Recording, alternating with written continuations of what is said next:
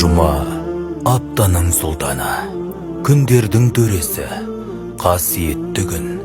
Алла тағаланың қасында ең ұлығы. Жұма күні Алла тағала үшін ораза айты мен құрбан айтынан да ұлығырақ. Жұманың 5 қасиеті бар.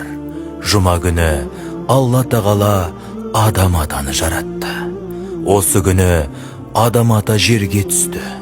Осы күні адам ата қайтыс болды. Жұма күні бір сәт бар. Ол сәтке дөп келген пенде Алла тағаладан харамнан басқа не тілесе, соны береді. Қиямет жұма күні болады. Сондықтан періштелер, аспан, жер, жел, тау, өзен, көл, теңіздер барлығы да жұма күннен қорқады. Шыққан күндердің ең жақсысы жұма күні.